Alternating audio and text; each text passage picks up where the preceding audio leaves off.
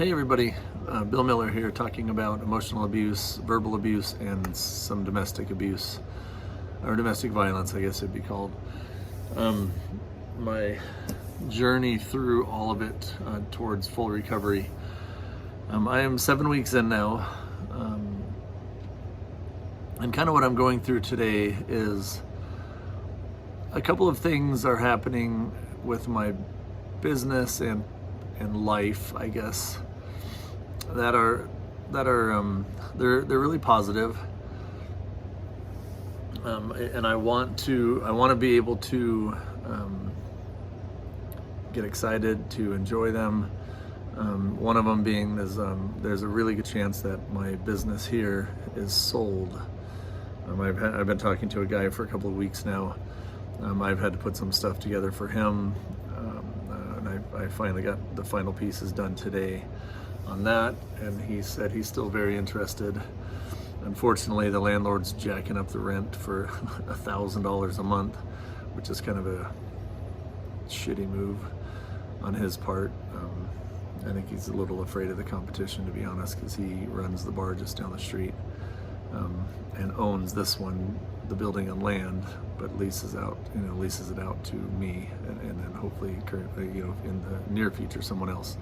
So we're basically competition to him, even though he owns this place, so he can jack up our rent or the lease as much as he wants to hurt our business, while his is down the street.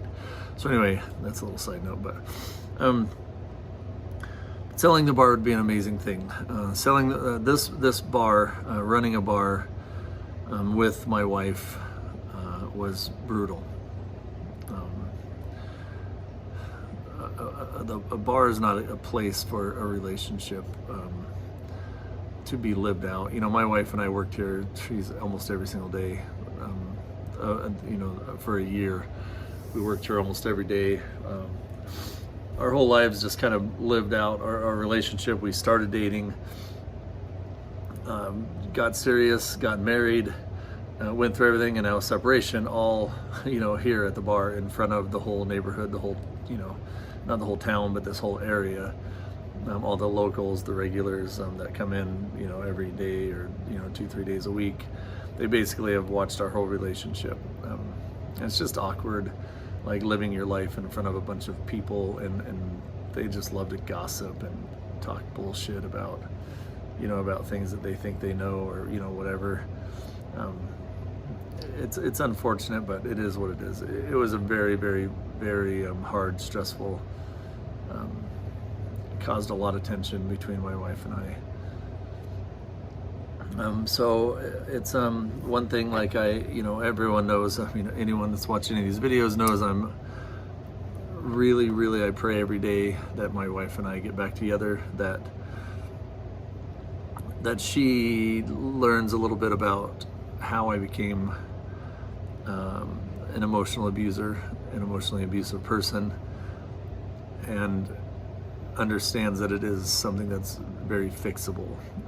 When a person humbles themselves and learns about how they develop those behaviors and patterns, and then once they do that, they're very, very capable of overcoming those and changing those behaviors and patterns. So I'm just hoping and praying every day that my wife eventually realizes that it's something that can be changed. It's not something she would have to live with forever. If she didn't leave me, there's a decent chance that it would have been, but definitely lesson learned on this side. So that being said, it's hard for me because the bar selling is a hugely positive thing. I know there's zero chance of us getting back together with the bar still in the picture. I mean, no offense to anyone or whatever, but I hate this place. It sounded fun to do at first.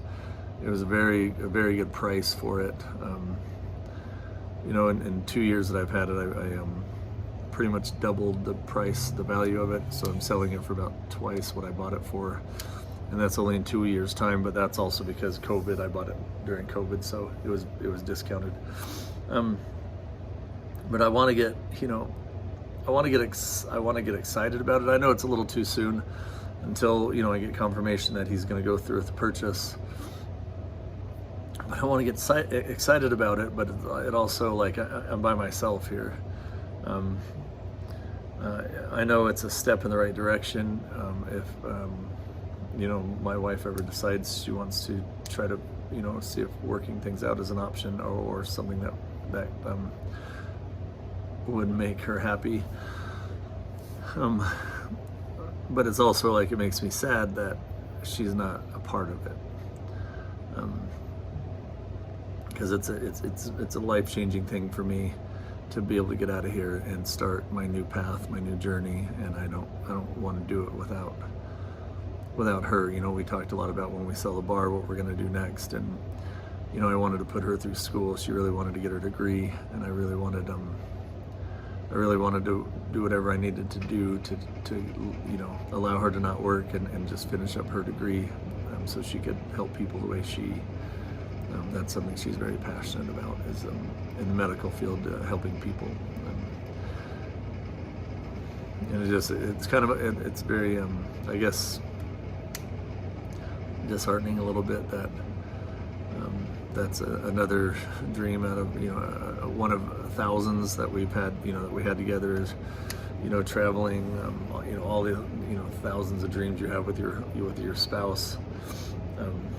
And now this is kind of a big one that would kind of come to fruition if it wasn't for that night, July 7th, when we went out drinking, and I reverted back to my abusive ways and lost her. So anyway, it's a good day. It's a good day. A very positive day, especially if tomorrow I get confirmation that it is sold. Even though I have to go through it myself, I'm still just, all I can do is control myself and my days, and I'm trying to every day get a little bit better. And this is definitely a step in the right direction. And I will absolutely, whatever I decide to do next, whether I'm with her or not, will absolutely be with her in mind. In the event that God does bring us back together, I want to be doing something that she would, support me. That would be easy for her to support. That would be very, family friendly, healthy. One of my ideas, I was thinking about starting an equipment rental, like a sports equipment rental. Not to elaborate or whatever, but that would be something that would be very fun, family-oriented, easy to support, very healthy. Renting kayaks and paddle boards and camping equipment and things of that nature. We'd have a big warehouse of things to choose from every weekend when we want to plan our activities, rent mountain bikes. Just, something that I think that'd be super fun. And if, God does bring us back together, I feel like she would absolutely love that to death. To be involved with that. So wherever my path leads me next, I will definitely be hoping that eventually she'll be a part of it, and it'll be something that she would love to do, and something that I would feel like she and I would decide to do together if we are still together. That being said, my original thing is, like, how do we know, and when do we know that it's okay to kind of move on and look forward to our future, even though we're not done working on our past? It's kind of a challenge, because you don't want to. The last thing I want to do is look forward to my future, start taking steps towards, my next, whatever I do in life, and act like I'm healed. Act like, number one, my wife's not a part of my everyday life right now, so it's very hard for me to test all of the, the knowledge that I'm gaining and steps that I'm learning to, how to recognize my warning signs and, action to take, what steps to take, when I do feel myself getting stressed or when I do feel the tension and I feel myself starting to, show some of my warning signs, like raising my voice or cussing or whatever, and how to, sometimes it's hard to practice all those things when I'm by myself. But there's still a lot of ways to do it. I forgot my train of thought there. I'm an idiot sometimes.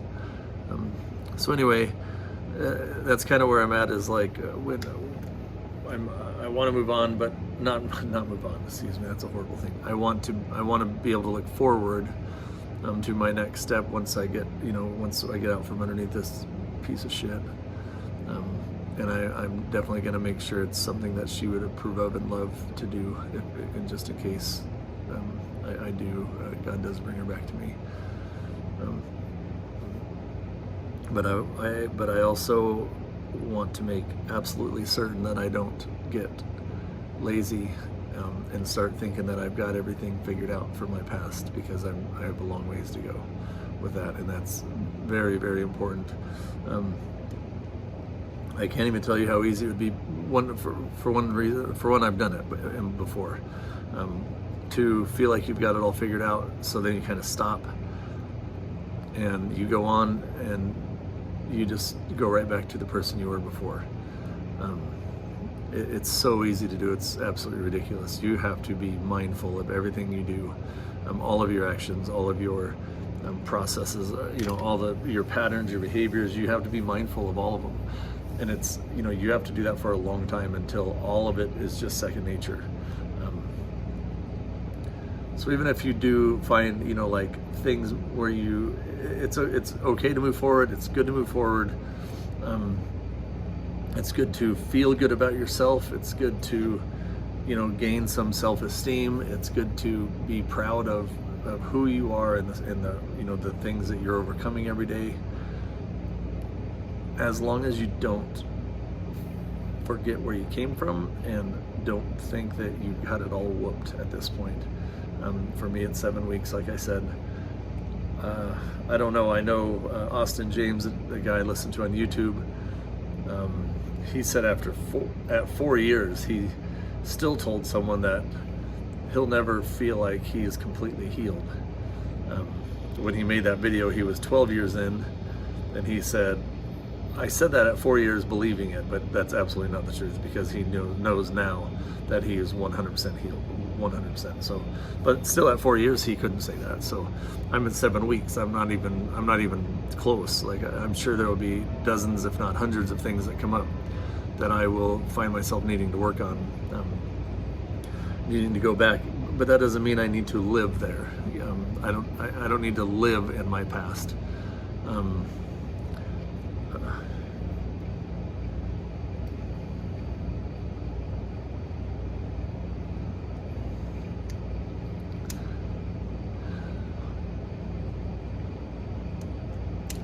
I know, random cry, but when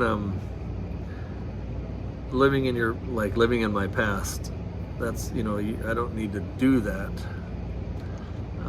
But I do want to mention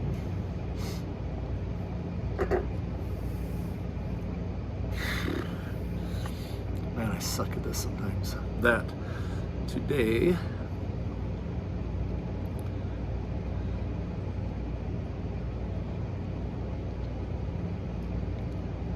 39 years ago today,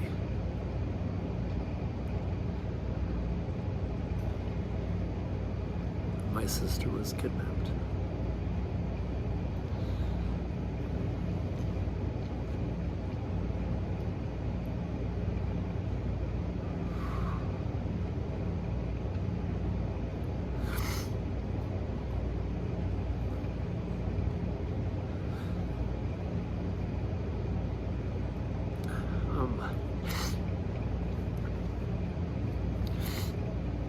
That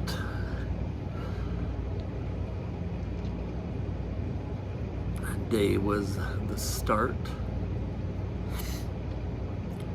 for me, to my best knowledge or recollection. This day 39 years ago was the start of me losing my innocence as a child.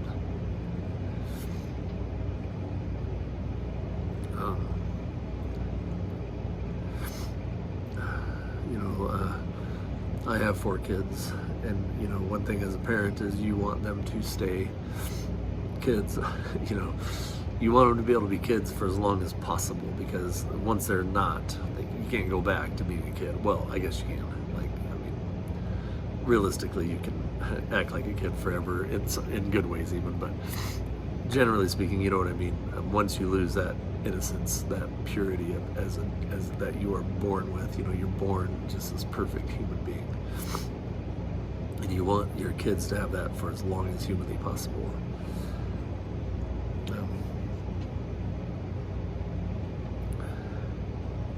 It's just kind of weird for me to think that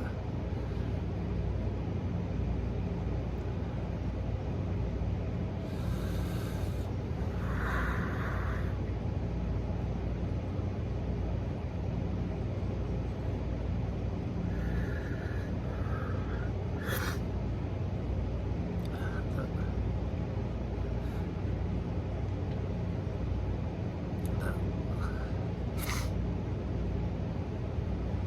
39 years ago,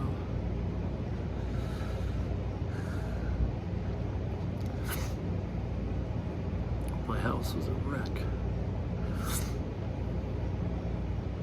Everyone was freaking out.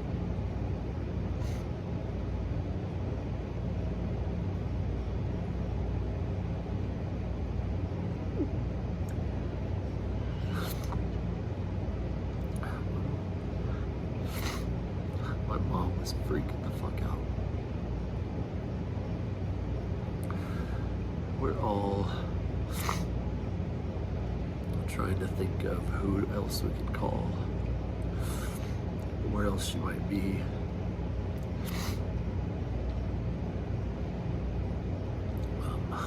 Obviously, probably wasn't allowed to sleep that night. There were cops, lots of cops.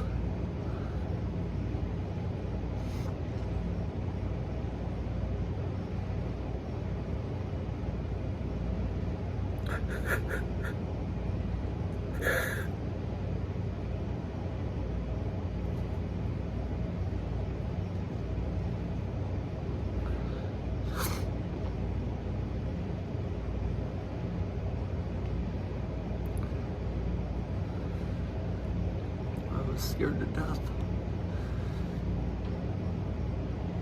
Everyone was scared to death. Fuck, I was a kid. I can't even imagine my parents.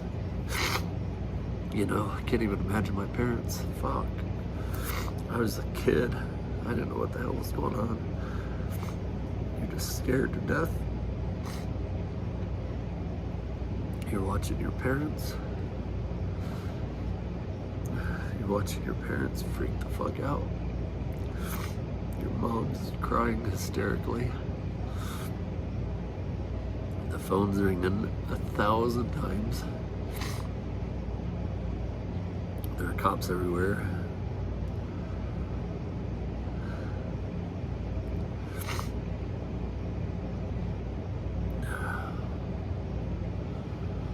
It's pretty messed up. It was a pretty messed up day.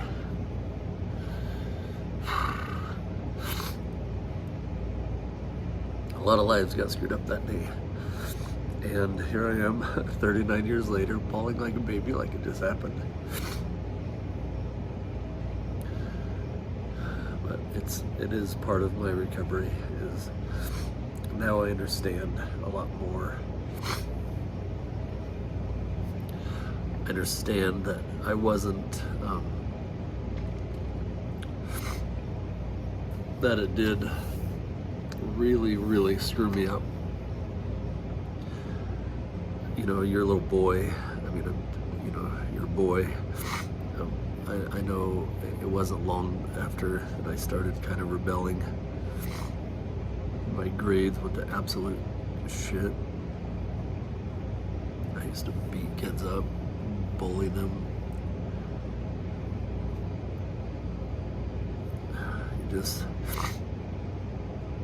Your innocence is lost,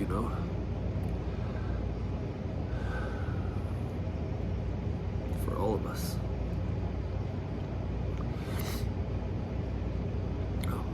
Yeah, so anyway, that's the first time I, thinking back on my life now, that's the first truly traumatic occurrence for me that had a humongous impact on my life, and I've spent more hours in this last 7 weeks thinking about it and how it's affected me and how to move past it. I'll never stop being sad about it. I used to think that I didn't process it because I would have a hard time talking about it, and I would still cry. And so, I was frustrated that I didn't know how to process it, because if I did, surely I'd be able to talk about it without crying, But I just don't think that's the case, I have dealt with it. I feel like as best as I can, that is the one thing that I can't forgive. But I have 100% put it in God's hands and just trust and have faith that He knows, obviously, what He's doing.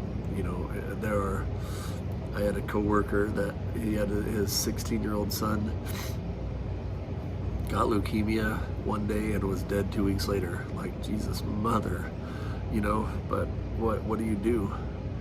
You just have to have faith in God that it's all part of the bigger picture, part of the bigger plan. And I've come to that conclusion, at least with my sister, is it's part of a bigger plan. That didn't happen by mistake. That plan was, my sister's case, because it became this really big case. And if my sister's case, along with a bunch of others, led to the Amber Alert, years later, then, my sister is a part of saving thousands of kids at this point. That Amber Alert's amazing. It's absolutely amazing. And maybe I can believe, if I want, that my sister's kidnapping was, partly responsible for, along with many others, the development of the Amber Alert, which has saved thousands of lives. Like, my kidnapped sister maybe has helped save thousands of lives. I haven't. I'm alive. I've been around for 49 years.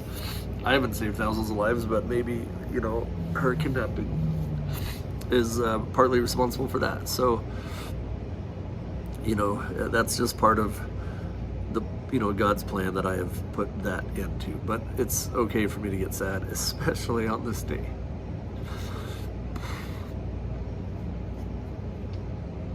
I just kind of wish I wasn't alone. I just kind of wish my wife was with me today, so she could hold me, but oh well. Anyway, I better stop. So that took a weird turn, but my whole point was it's okay to be happy, to have good days, even though you're not fully recovered from your abuse yet. We can't live in our past. We can't live in that abuse. We can't live in our dwelling state. We can't spend 24 hours a day reading, researching, writing. We can't spend 24 hours a day doing this. It would just be it's too much. It's too taxing. So we need to be able to relax. Watch some sports, or go play around the golf, be with the kids, whatever it is. And that's okay, as long as you don't lose focus. Stay focused on the ultimate goal, and that is to spend the rest of your life, my life, absolutely abuse-free. So I know when God brings my wife back to me, I will know exactly how to treat her. And I will spend the rest of my life, every minute of every day for the rest of my life, treating her the way she deserves and the way God intended me to treat my wife. All right, sorry about the crying. I'm an ugly crier, I know. I didn't know I was going to cry, but all right, until next time.